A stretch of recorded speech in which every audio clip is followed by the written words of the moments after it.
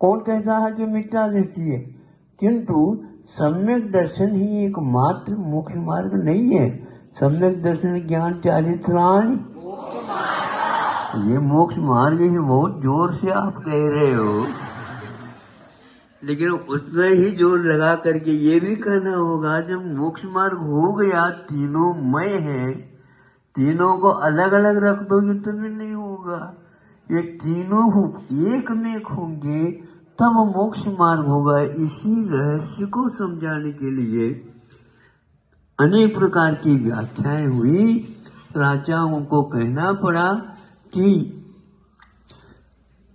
चतुर्थ गुण स्थान में जो सम्यक दर्शन उत्पन्न हुआ है वह मोक्ष मार्ग नहीं, किंतु मोक्ष मार्ग में जो अनिवार्य 3 तत्व है उनमें से एक। किंतु जब वह अकेला ही होता है तो वह मार्ग का स्वाद नहीं आएगा। जब वह संयमा संयम के साथ भी होता है तो भी उन्होंने कहा अभी यह गृहस्थ आश्रम में रह रहा है इसलिए इसको भी नहीं होगा। किंतु ये नहीं है चतुर्गुण स्थान के समान ही वह रह जाता है, नहीं, वह ऊपर चढ़ा है। किंतु ऊपर चढ़ने के उपरांत भी जहाँ मुनि महाराज रहते हैं, जिन दशहरे के ऊपर चढ़ करके उन मुनि महाराज के पास जो तत्व मिला है वह इनके पास भी नहीं है। तो फिर महाराज दोनों ये क्या करेंगे? ये कहेंगे ये श्रावक है, किंतु श्रावक भी वहाँ होता है जहाँ पर वह अनुभूत का भी स्वाद ले लेता है। तो चतुर्गुण स्थान में वह भी नहीं है, इसलिए उसके पास संयमा संयम भी नहीं है। तो ऐसी स्थिति में चतुर्गुण स्थान में मोक्ष मार्ग जो आजकल मान रहे हैं तो उनको कोई शॉर्टकट मिल गया होगा, और उसको फैलाना चाहते हैं। ऐसा फैलता नहीं है।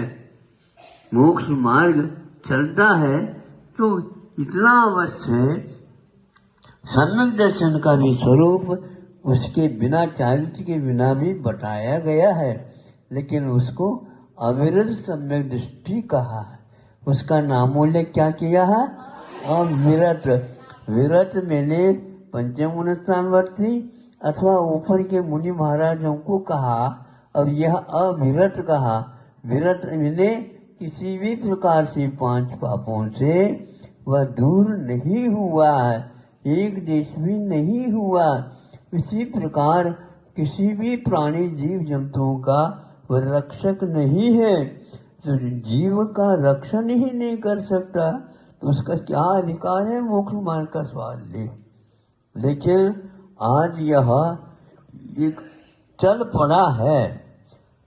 उन ग्रंथों के अध्ययन करने से भूले बिना रह ही नहीं सकते, जिसको आप नाम बोल रहे हो।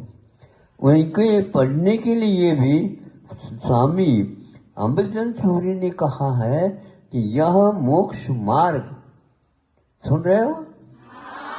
अच्छे ढंग से सुन लेना, और जहाँ से आए वहां पर भी सुना देना। हाँ, ये ध्यान रख। तो वो क्या कहा अमृतचंद्र सूरी ने? मोक्ष मार्ग कहो, मोक्ष मार्ग कहो, और एक प्रकार से सामान्य कहो। ये सामान्य और मोक्ष मार्ग दोनों एकार्थवाचक है। अब मैं पूछना चाहता हूँ, जब अमृतचंद्र सूरी मोक्ष मार्ग को और सामान्य को एक रूप में स्वीकार कर रहे हैं तो गृहस्थ आश्रम में क्या सामान्य होता है? नहीं होता। तो फिर मोक्ष मार्ग कहाँ से आएगा बताओ? ऐसी स्थिति में आप लोगों को कहना चाहिए, जो व्यक्ति सामान्य को घर में मानता है तो निश्चित है वह आगम का अवर्णवार कर रहा है, क्योंकि अमृतचंद्र सूरी के आशय को भी उन्होंने नहीं पकड़ा। इसलिए एक बार नहीं कहा, 2 बार नहीं कहा, कुछ ही प्रसंग में 3-4 गाथाओं की व्याख्या के समय पर उन्होंने 3 बार एकांत से कहा है। समझते हो? अनेकांत से नहीं कहा। कथनचित मोक्ष मार्ग होगा या ब्राह्मण्य होगा, गृहस्थ आश्रम में नहीं होगा। किंतु उनका ये कहना था आगम